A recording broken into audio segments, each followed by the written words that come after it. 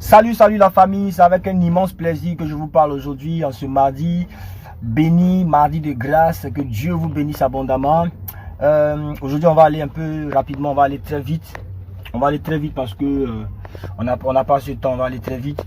Dans cette nouvelle vidéo, nous allons parler de quelque chose de très intéressant, si je dois te donner un thème pour cette vidéo, je te dirais: arrête de prononcer des paroles négatives sur ta vie.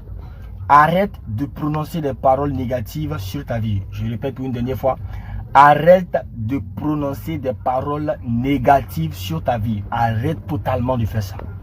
Si c'est dans tes habitudes, arrête de prononcer des paroles négatives sur ta vie.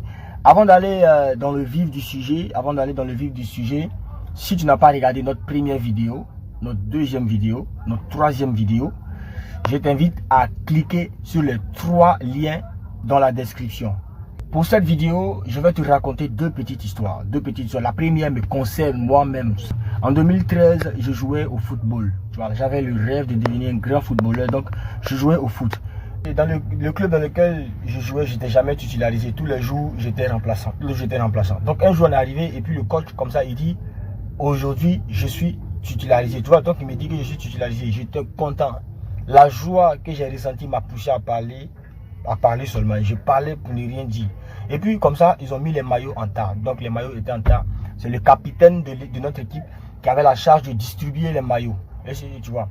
Et les maillots étaient en tas. Et moi je me suis levé comme ça, j'ai soulevé un maillot.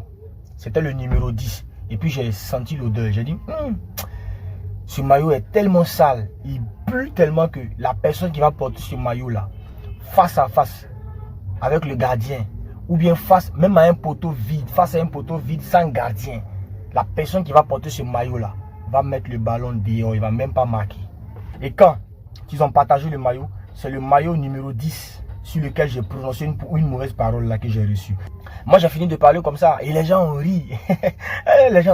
Moi je pensais que c'était pour amuser la galerie que je disais, mais je ne savais pas que cette parole là allait avoir un impact sur ma vie durant le match. On a joué la première mi-temps, 45 minutes. On n'a pas marqué, l'équipe adverse n'a pas marqué. On a joué jusqu'à ce que les 99 minutes, les 90 minutes autant pour moi finissent. Et à quelques minutes de la fin, donc disons quelques secondes de la fin, j'ai eu une occasion. J'étais face au gardien. J'ai réussi à battre le gardien. J'ai dribblé le gardien. J'étais face au poteau vide. Quand j'ai tapé dans le ballon est parti très loin du cadre. Je suis tombé. J'étais glacé, abattu. L'entraîneur abattu. Mes coéquipiers abattus. Tout le monde était étonné. Et le ballon est sorti et le ballon est parti où? Très loin du cadre. Donc c'était un 6 mètres pour relancer le match. Dès qu'ils ont relancé, puisque j'ai mis tout le monde KO, l'équipe adverse est partie, ils ont marqué en même temps. Ça m'a donné une leçon. Si j'avais prononcé une parole positive sur le maillot, j'allais marquer. Si j'avais prononcé une parole positive sur le maillot, je n'allais pas mettre le ballon dehors.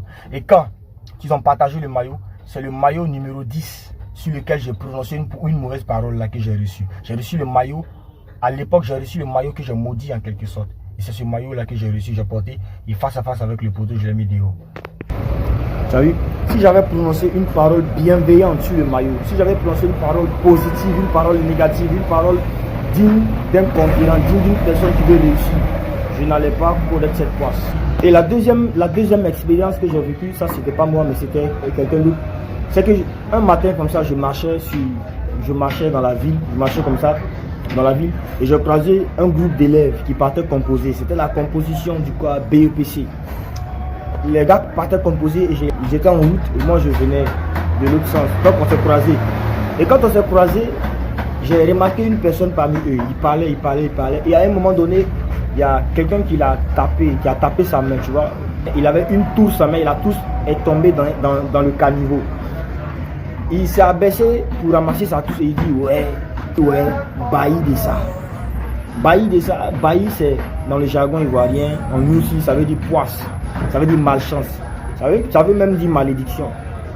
Bon, je me suis posé la question, toi tu t'en vas composer, ta touche tombe, tu ramasses la touche avec laquelle tu t'en vas composer. Et puis tu dis poisse. Tu te dis poisse à toi-même. Tu te dis bailli à toi-même. Tu te dis malédiction à toi-même. Quand tu vas partir échouer, tu vas dire c'est les sorciers. C'est pas les sorciers, c'est toi-même. Arrête de prononcer les paroles négatives sur ta vie. Tu t'en vas à un entretien d'embauche et tu dis est-ce qu'ils vont me prendre? Est-ce qu'ils vont me prendre? Ah, ils vont pas me prendre. Je suis ceci, je suis cela. Évite de prononcer les paroles négatives sur ta vie. Quelqu'un vient te fiancer et puis tu commences à dire ça va pas marcher. Quelqu'un vient, on vient t'embaucher pour un boulot. La personne s'est dit que toi tu es capable de faire ce boulot. Il vient vers toi, mais toi-même tu ne te trouves pas capable. Tu commences à prononcer des paroles négatives sur ta vie. C'est quelque chose qu'il faut bannir de ta vie.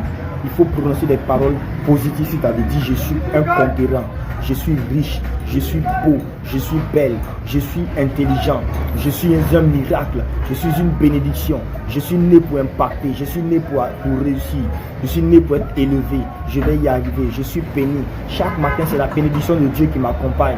Oui, cet homme que Dieu a mis dans ma vie là, c'est pour m'épouser qu'il est là. Cette femme que Dieu a mis dans ma vie, c'est pour vivre avec elle. Prononce des paroles positives sur ta vie. Ce que tu veux être là, dis ça sur ta vie. Ce que tu veux avoir, dis ça sur ta vie. Moi aujourd'hui, si je me retrouve sur un terrain de football, je vais bénir tous les maillots, même pour les gardiens. Je vais bénir ça. Pourquoi? Parce que je ne veux plus rater l'occasion que j'ai ratée à l'époque. La Bible dit tu mangeras du fruit de tes lèvres. Tu mangeras du fruit de tes lèvres. Si ta bouche, tes lèvres produisent de bons fruits, c'est ce que tu vas manger. Tu ne vas pas faire sortir de mauvais fruits et puis quelqu'un d'autre va venir manger ça à ta place. Jamais. Tu fais sortir du mal, c'est le mal que tu vas manger. Tu fais sortir du bon, c'est le bon que tu vas manger. Donc frère, soeur, prononce tout le temps de belles paroles sur ta propre vie. Prononce tout le temps des paroles positives sur ta propre vie. C'est ça. David a dit, j'irai vers ce Philistin et je vais le tuer. Il est allé, il l'a tué. Néhémie a dit, j'irai rebâtir les murailles de Jérusalem. Il est parti, il a rebâti les murailles. C'est comme ça. C'est comme ça. Tu veux y arriver, il faut dire. Tu vas accomplir ce que tu veux, tu t'apprêtes à faire. Tu t'apprêtes à faire un commerce. Dis je vais réussir dans ce commerce. Tu vas à l'école, je vais réussir dans mes études. Tu es footballeur, je serai le plus grand footballeur. Je vais dépasser le niveau de Lionel Messi. Je vais dépasser le niveau de Cristiano Ronaldo. Tu es youtubeur, je vais y arriver. Tu es chrétien, je vais aller jusqu'au bout. Je ne vais pas rater l'enlèvement.